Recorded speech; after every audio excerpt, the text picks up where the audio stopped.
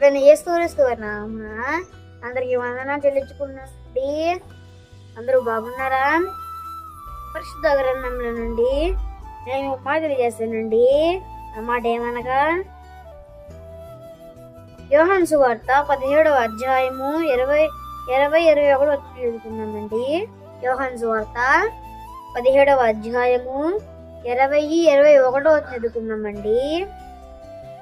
మరియు నీవు నన్ను పంపితివని లోకము నమ్మునట్లు తండ్రి నాయందు నీవును నీయందు నేనును ఉన్నలాగున వారును మన యందు ఏకమై ఉండవలెనని వారి గారికి మాత్రము నేను ప్రార్థించట్లేదు. వారి వాక్యము వలన నాయందు విశ్వాసముంచు వారందరూ ఏకమై ఉండవలెనని వారి గారు ప్రార్థించుచున్నాను. ఈ వాక్యం గారు ప్రార్థన చేసుకుందామండి. మహోన్నతుడైన మా తండ్రి, ప్రేమగలిగిన మహారాజా, మీకే వందనములు స్తోత్రములు తెలుసుకున్నాం ప్రభా. ఇదిగో ప్రభా, ఈ బాగా ఆనందించారు ప్రభా. ప్రభా, నీ వాక్యం బాగా చెప్పుటకు సహాయం తెచ్చి ప్రభా మీరు దీవించండి.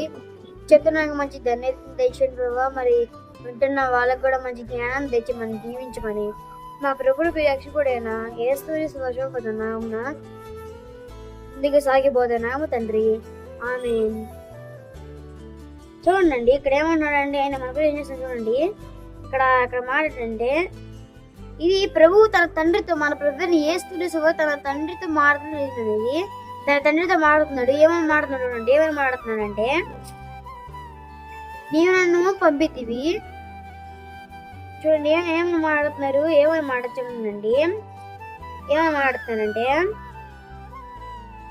ఆయన ఎవరు ప్లాన్ చేస్తున్నాడంటే, ఇక్కడ ప్లాన్ చేస్తున్న ప్రభుని యేసుక్రీస్తు వారు కొందరు ప్లాన్ చేస్తున్నారు. ఇక్కడ మన ఏమవుతుందంటే, ఆయన ఎవరి మీద ప్లాన్ చేస్తున్నారండి?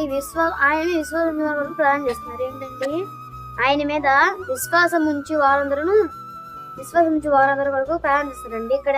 ఇక్కడ ప్రభుని యేసుక్రీస్తు తండ్రితో ఏం మాట్లాడుతున్నారంటే, నువ్వును నేను ఎలా అయితే ఏకమై ఉన్నాము, నన్ను విశ్వాసించి వారందరూ కూడా ఏకమై ఉండవాలని ప్లాన్ చేస్తున్నారండి. ఏమన్నా ఇక్కడ ఏం చేస్తున్నారండి? నీవును నేను ఎలాగైతే ఏకమై ఉన్నాము, నన్ను విశ్వాసించి వాళ్ళందరూ కూడా ఏకమై ఉండవాలని దానికి ప్రార్థిస్తున్నాను. తన తండ్రితో చెప్తున్నాడండి. ఏం చెప్తున్నాను? తన తండ్రితో నన్ను విశ్వాసించి వారందరి వరకు నేను ప్రార్థిస్తున్నాను, వాళ్ళు కలిసి ప్రార్థిస్తున్నానని తన తండ్రితో మాట్లాడుతున్నానండి. ఇది ఇక్కడ మాట్లాడిన మనం ఏం చెప్తున్నానండి? ఆయన ఎవరు ప్లాన్ చేస్తున్నాడు? ఆయనను విశ్వసించేవారు అంటే ఆయన ఆరాధించే వారి కొరకు ఆయన ప్రార్థన చేస్తున్నారు. ఏంటంటే ఒక మాట విజ్ఞాపన చేస్తున్నారండి. విజ్ఞాపన చేస్తున్నారు. ఆయన మనకి ప్రార్థన చేస్తున్నారండి. ఏమని చేస్తున్నారు? మనం ఆయన కొరకు ఆయన మన కొరకు మనం ఏం చేయాలండి? ఆయన కొరకు ఆరాధన చేయాలి. ఆయన ఏమని ప్రార్థన చేస్తున్నాడు? మనం అందరం ఏకమై ఉండవాలని ప్రార్థన చేస్తున్నాడు. ఇది ఇక్కడ మాట. దేవుడి మాటలు దీవించును గాక, ఆమేన్.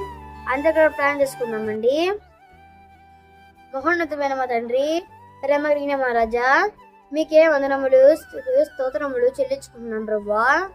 ఇదిగో ప్రభా, మీ వాక్యం చెప్పాను ప్రభా. చెప్తే కదా సహాయం చేసే ప్రభావ మీకే ఉన్నదని బట్టి ప్రభావ మరి చెప్పే సహాయం చేసే ప్రభావ. మరి ఈ వాక్యం ఉన్న ప్రభావ చాలా మంది ఈ వాక్యం వింటున్నారు ప్రభావ. మరి వాళ్ళకి మీ వాక్యం లోబడికి సహాయం మీరు దీవించండి. ఈ వాక్యం లోబడి ప్రభావ మీ వాక్యం అనుసరించి ప్రభావ వాళ్ళ విశ్వాసించే వారందరూ ప్రభావ మీరు మాకు ప్రార్థిస్తున్నారు కాబట్టి మీకే వందనములు స్తోత్రం తెలుసుకున్నాం ప్రభా. మీ వాక్యం తెలుస్తుంది ప్రభా.